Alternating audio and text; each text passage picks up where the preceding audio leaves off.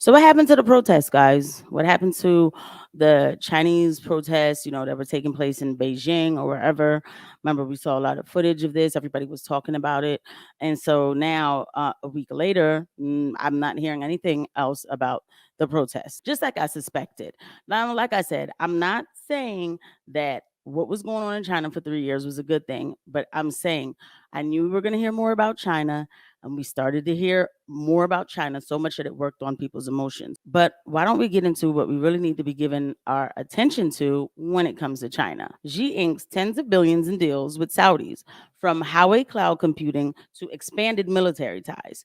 All right, guys, this actually was written on December the 8th by Zero Hedge. This is what's been going on in China and with China and Saudi Arabia, and actually a lot of other Arab states over there. Okay. And so before we get started and getting into this article a little bit, if you guys have not subscribed yet to this channel, I hope this is the video that makes you subscribe. On this channel, we talk about the inconvenient truth happening globally and domestically and how it affects you and how everything is connected as well. And please, guys, if you don't do anything else, please hit that like button. I really appreciate it, guys, and I appreciate you for watching. All right, let's go ahead and get into it. On the first full day of his visit, wherein he was lavishly greeted and given full red carpet treatment after the arrival in the kingdom, clearly more than what Biden got, Chinese President Xi Jinping met with King Salman and Saudi Crown Prince Mohammed bin Salman on Thursday, and wide-ranging economic and trade agreements were signed to the tune of tens of billions of dollars, along with pledges to expand military cooperation.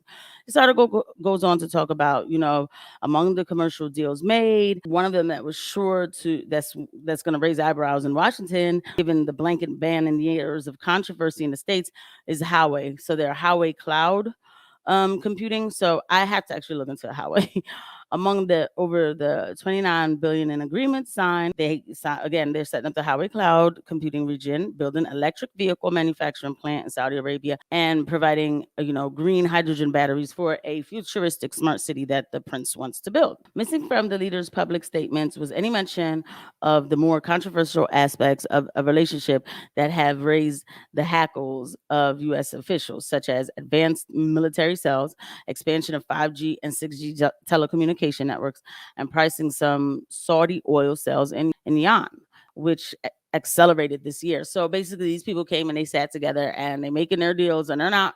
And when they put out their public statements, they don't talk about how America's going to feel about this. Okay, so basically, just to round it all up and put it together, they basically came together, the Saudis and China. But again, there were other Arab states involved too. So they came together, and basically, they're going to do everything. They're going to do everything like tech. You hear 5G. Oil, they're still doing oil and green energy, and they don't have to, and they know they don't have to give up on fossil fuels, even though they're trying to find different ways to produce energy, but they're not giving up on fossil fuels, maybe one day, but they know they have to transition in a smart way. Now here's the thing, the only thing that backs up our American dollar is the petrodollar, but you heard it in the report. China's been trading oil in the yuan. Russia's been doing that too with the ruble. These countries are basically saying, like, if you want to buy from us, you need to give us our money to buy from us. And so it gives their money more value, right? Okay. And then to look also at the way how Xi was received, they pulled out like the purple carpet for him. They were happy to greet and meet him. They said even the King Salman came out, you know what I'm saying? He even came out, and they said he's not even doing that well, but he made sure to come out and go greet this man.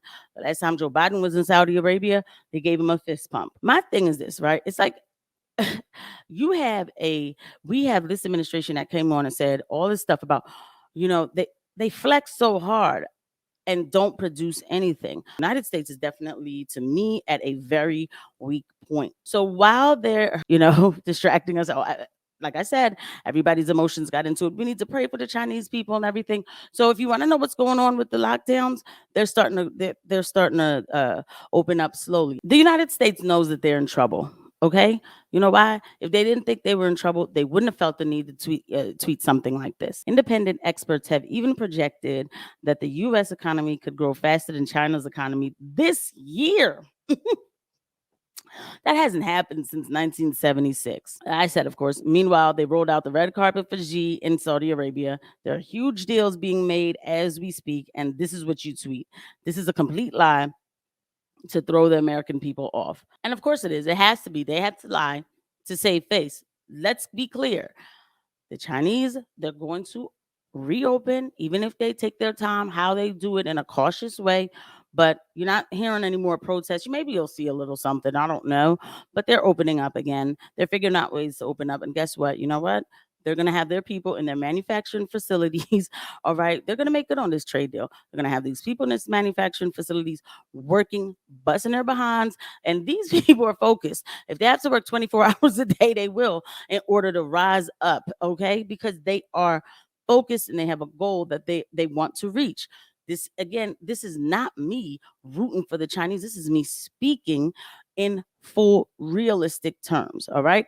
And while every other country on the East is trying to figure out how to make their name in this world, or figure out how to bring more resources in and export more resources, basically bringing in more money. All right. What are we doing? We're sacrificing and giving as many billions of dollars as we can to Ukraine, because that's all that matters. And we will fight with Ukraine as long as it takes, right? Okay. Thank you for coming through. Again, please don't forget to hit that like button. I'll see you at the next one. Bye.